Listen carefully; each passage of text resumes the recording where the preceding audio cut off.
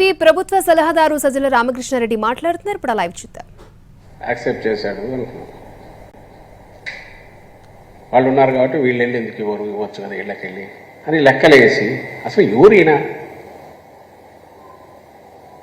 ఈయనేమన్నా ప్రభుత్వంలో ఉన్నాడా?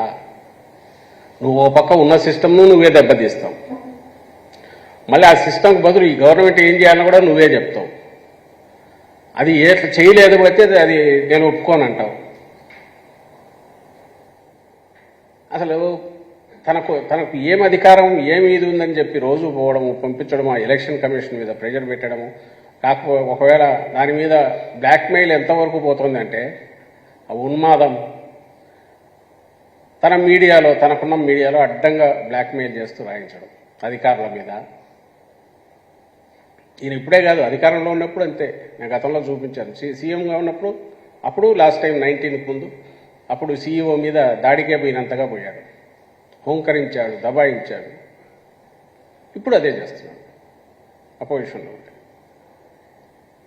మామూలుగా సాఫీగా జరుగుతున్న సిస్టమ్ని ఎవరు బ్రేక్ చేయమన్నారు? బ్రేక్ చేసిన వాడివి దానికి ప్రత్యామ్నాయంగా ఏర్పాట్లు చేస్తున్నారు. మామూలు డ్యూటీ వర్కింగ్ అవర్స్కి మించి మార్నింగ్ 7 నుంచి ఈవినింగ్ 7 వరకు కూర్చొని సెక్రటరియట్స్లో అందరూ అటెండ్ అయ్యారు. 2-3 రోజులు కంప్లీట్ చేశారు. దాని మానం దాన్ని వదిలితే 2-3 రోజులు అది పూర్తి అవుతుంది. నువ్వు ప్రత్యేకంగా చెప్పాల్సిన అవసరం లేదు. నీ భయం ఏంటంటే నీ వల్లనే వాళ్ళు మళ్ళీ రోడ్డు ఎక్కాల్సి వచ్చింది, సెక్రటరీ వరకు పోవాల్సి వచ్చింది. ఆ కోపం అంతా ఈ పెద్దవాళ్ళందరూ, వృద్ధులు, అశక్తులు, వీళ్ళంతా కూడా చంద్రబాబు మీద చూపిస్తారని భయం పట్టుకుని ఏం చేసినావు? మళ్ళీ వరుస పెట్టి పిటిషన్ల మీద పిటిషన్లు. లేదు నేను ఒప్పుకోను, ఇట్లయితే కుదరదు, ఇంట్లోకి తీసుకెళ్ళాలి, లేకపోతే నువ్వే చంపినట్టు అవుతుంది, ఆ 32 మంది నువ్వే చంపినట్టు అవుతుంది. పొద్దున లేచిన అలా నుంచి బూతులు తిట్టి శవరాజకీయం ఎవరు చేసింది? ఈయన. దాన్ని పట్టుకొని యాగీ చేసి ఈరోజు ఈసీ నుంచి విస్పష్టమైన ఆర్డర్స్ వచ్చాయి. అవి వస్తే దాని మీద నేను ఒప్పుకోను, దీనికి డీబీటీ కాదు ఇదని చెప్పి. ఏముందండి ఈసీలో? అది ఈరోజు కాదు, ఆ రోజు కూడా చెప్పింది. లెటర్ పెట్టు సరే. ఇది ఈసీ లెటరు, నిన్న రాసింది. మీడియా అందరికీ తెలుసు. నేను స్పెసిఫిక్గా జనం కోసం అని చెప్పి చూపడం కోసం తీసుకున్నాను. దీంట్లో క్లియర్గా మీరు highlight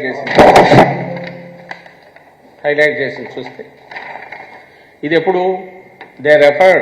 I'm directed to refer to the commission's letter of even number dated 30th March. అప్పట్లో ఇచ్చిన లెటర్కే reply on the subject cited which inter alia states that the government of Andhra Pradesh to make alternate arrangements for distribution of the benefits of ongoing schemes to already selected beneficiaries using DBT bracket lo electronic transfer preferably or through other regular employees quotes and ఇది ఎప్పుడు రాసింది? March 30th. దాన్ని మళ్ళీ వీళ్ళు వెంటపడి ఇళ్ల దగ్గర ఇవ్వమంటే ఇప్పుడు ఈ లెటర్ 26th April దీంట్లో దాన్ని మెన్షన్ చేస్తూ కిందే మళ్ళీ డైరెక్ట్ చేశారు.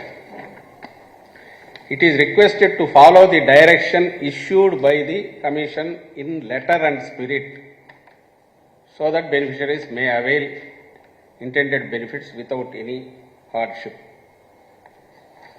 సో March 30th రాసిన, ఆ రోజు రాసిన లెటర్లోనే డీబీటీ, ప్రిఫరబులీ డీబీటీ అన్నారు ఈసీ. ఈసారి రాసిన లెటర్ దాంట్లో దాన్ని లెటర్ అండ్ స్పిరిట్ ఇంప్లిమెంట్ చేయమని రిక్వెస్ట్ చేశారు.